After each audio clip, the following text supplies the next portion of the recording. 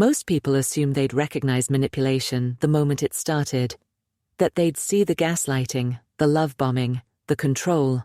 But what if the danger doesn't come wrapped in cruelty, but in affection?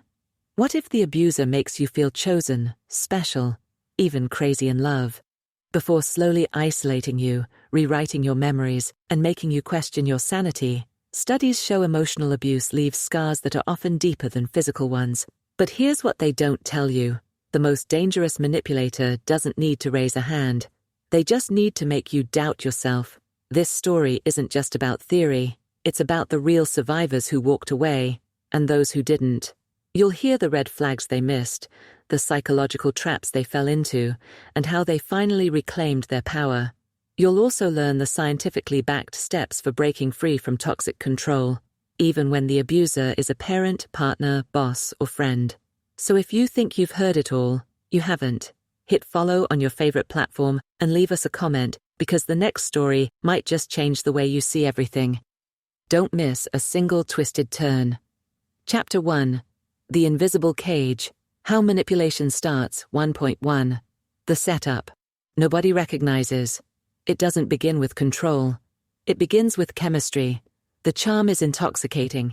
You feel seen, chosen, elevated. I've never met anyone like you, he says. Or maybe it's, I feel like I've known you forever. These phrases are subtle, but they set the stage for what psychologists call idealization.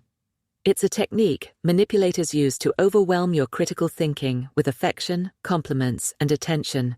Jasmine, a survivor of a 6-year emotionally abusive marriage, remembers the beginning clearly. He messaged me every morning. He sent flowers to my job on the second date. My friends said he was too much, too soon, but I thought they were just jealous. What Jasmine didn't realize was that she was being love-bombed. It felt like romance, but it was groundwork. The same way a spider spins its web while the prey thinks it's dancing. Within weeks, she was skipping plans with friends, staying in constant text contact, and altering her routine to accommodate him. He said he couldn't sleep if I didn't stay over, that he worried something might happen to me, she recalls. In isolation, these moments sound tender, but stack them together, and you see the pattern. Dependency by design. 1.2. The shift from adoration to control. Then the shift happens. It's rarely sudden. A sarcastic comment about your outfit. A joke that doesn't feel like a joke.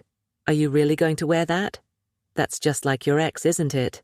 This is where gaslighting begins. Not in lies, but in subtle doubt. The manipulator starts to insert friction into your self-image. At first, it's framed as concern. Later, it becomes criticism. Jasmine's abuser told her she was too emotional when she cried. Then when she didn't cry, he called her cold and distant. Psychologists define gaslighting as a form of psychological warfare, where the abuser rewrites reality to make the victim question their sanity. The term comes from the 1944 film Gaslight, where a man manipulates his wife into thinking she's losing her mind by dimming the gaslights in their home and denying it's happening. But in real life, it looks more like this. You're imagining things. You're overreacting. Why are you always so sensitive? Over time, victims begin to doubt their own perceptions. They apologize for things they never did. They keep secrets to avoid drama. They walk on eggshells, not out of fear, but out of confusion. And here's the insidious part. They often think they're the problem. 1.3. The emotional addiction.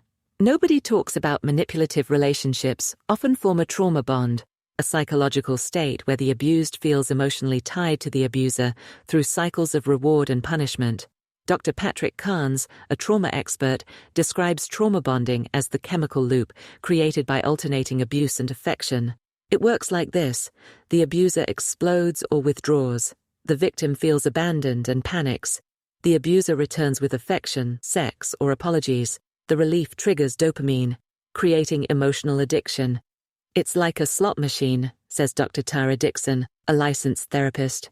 The unpredictability keeps you hooked. You never know when the next hit of validation is coming.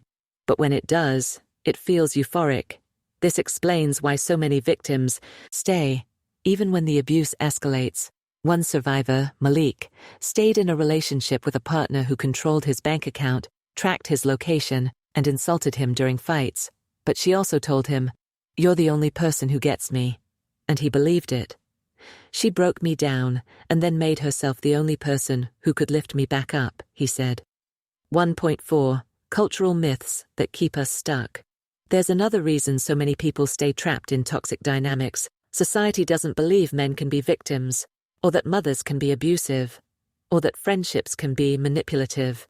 We've been sold myths. If they're not hitting you, it's not abuse. But she's your mother, she loves you. He pays the bills, so what's the problem? These narratives silence survivors. According to a 2022 study from the National Coalition Against Domestic Violence, 1 in 4 women and 1 in 7 men experience severe intimate partner violence. But emotional abuse is even more widespread and vastly underreported. Manipulation thrives in silence. It uses shame as a shield, and worst of all, it convinces the victim that they chose the pain. 1.5. Recognizing the red flags. So how do you know if you're in a manipulative relationship? Here are signs experts say should never be ignored. You feel guilty for saying no. You constantly second-guess your decisions. You hide things to avoid conflict. You feel like you can't do anything right. You've become isolated from friends or family. You feel addicted to their validation, even when it hurts. If more than 2 of these apply to your relationship, you're likely being manipulated. But acknowledgement is only the beginning. Chapter 2 will show you exactly how survivors escaped, and how you can too. Chapter 2, The Escape Plan, Rebuilding After Manipulation. 2.1. The moment they knew. Every survivor has a breaking point. For Jasmine, it was when her husband told her no one would ever love her the way he did, while standing over her, fists clenched, after she'd cried for hours in the bathroom. "I looked in the mirror," she said, "and I couldn't see myself anymore. I saw a ghost." For Malik, it was realizing that every paycheck he earned disappeared into a joint account he didn't control. "I was making 6 figures and couldn't buy a sandwich without asking." The final moment often comes quietly, not with a scream, but with silence, the numbness that signals the end of hope. But here's the hidden truth. Survivors don't escape because they stop loving the manipulator. They escape because they start loving themselves more. That shift, from fear to self-preservation, is the beginning of freedom. And the path to it is not just emotional, it's strategic. 2.2. Step 1. Break the fantasy loop. The hardest part of leaving a manipulative relationship isn't logistics, it's mental. Psychologists call it cognitive dissonance, the emotional tug-of-war between what you know and what you feel. "I knew he was hurting me," Jasmine admits, "but I still wanted him to apologize, to change, to love me the way he did in the beginning." This is the fantasy loop. The addiction to the idea that the person who broke you will be the one to fix you. To break it, survivors must grieve what never was. That means grieving the fantasy version of the partner, grieving the life you thought you'd have, grieving the old version of yourself who tolerated the abuse. Therapists recommend writing a goodbye letter, not to the person, but to the illusion. Name the version of them you wanted to believe, then bury it, burn it, delete it, because until you stop bargaining with fantasy, you'll never build reality. 2.3. Step 2. Prepare for the withdrawal. Leaving a manipulative relationship triggers a real neurological withdrawal. MRI scans show that emotional abuse activates the same brain centers as drug addiction. That's why no contact feels like detox. Your body craves the chaos, says Dr. Ana Marquez, a trauma-informed psychologist. Even negative attention can feel better than nothing, because your nervous system has been wired for survival, not peace. So when you leave, expect symptoms, obsessive thoughts, panic attacks, guilt spirals, the urge to call or explain. This is normal. It doesn't mean you made the wrong decision. It means your brain is healing. Survivors are advised to create a crisis toolkit, a list of emergency actions for moments of emotional relapse. A voice note to yourself, explaining why you left, a text from a friend reminding you of your worth, screenshots of abusive messages so you don't romanticize, a lockdown phone contact list, or blocking apps. You wouldn't quit heroin without support. Don't try to quit manipulation alone. 2.4. Step 3. Set boundaries that don't require permission. Manipulators hate boundaries because boundaries expose their powerlessness. When Jasmine left, her ex-husband showed up at her work. He cried in the parking lot. He called her family, claimed she was suicidal. He made me feel cruel, she said, like I was abandoning a child. But the truth was, he couldn't control me anymore, and he panicked. Boundaries aren't negotiations, they're declarations. Here's how to set them without loopholes. Be direct. Do not contact me again. Remove access, block phone numbers, change passwords, disable shared GPS apps, prepare for pushback. Manipulators escalate when control slips. Expect hoovering, fake apologies, smear campaigns, and guilt traps. Don't explain. You owe no justification to someone who violated your safety. And remember, no contact is not cruelty. It's CPR for your sanity. 2.5. Step 4. Reclaim your identity.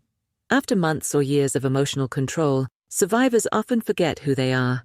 Malik said, "I didn't know my favorite food anymore. She picked every restaurant, every vacation. I didn't even recognize my own taste."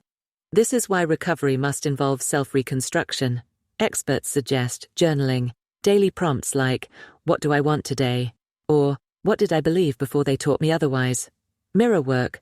Look yourself in the eye for 60 seconds and say, "I am safe. I am not crazy. I am enough." Reconnect with suppressed passions, music, hobbies, or friends your abuser pushed away. Therapy focused on CPTSD, complex trauma. Because this isn't just about a breakup, it's about emotional war wounds. And most importantly, stop apologizing for surviving. You didn't fail. You endured. 2.6. Step 5. Rewrite the rules for love. Here's the hard truth most survivors don't hear. If you don't relearn what love actually is, you'll repeat the cycle. That means confronting toxic beliefs like, if they're jealous, it means they care. Fighting all the time means passion. If I'm not needed, I'll be abandoned. Real love doesn't feel like adrenaline. It feels like safety. It's not. Obsessive texting, emotional whiplash, endless apology loops. It is mutual respect, calm accountability, freedom to be whole. Not Half Jasmine now teaches workshops for survivors. Her mantra: if love requires you to shrink, it's not love. It's control in disguise. 2.7. Final note to the ones still inside. If you're still in the relationship, and this story feels like looking in a mirror, you're not broken, you're surviving. But here's what survivors need you to know. It's not your fault. You're not imagining it. It's not too late. You don't need proof. And love should never feel like fear. Whether you leave today, next month, or next year, know this. The moment you consider breaking free is the moment your freedom has already begun. You are not alone.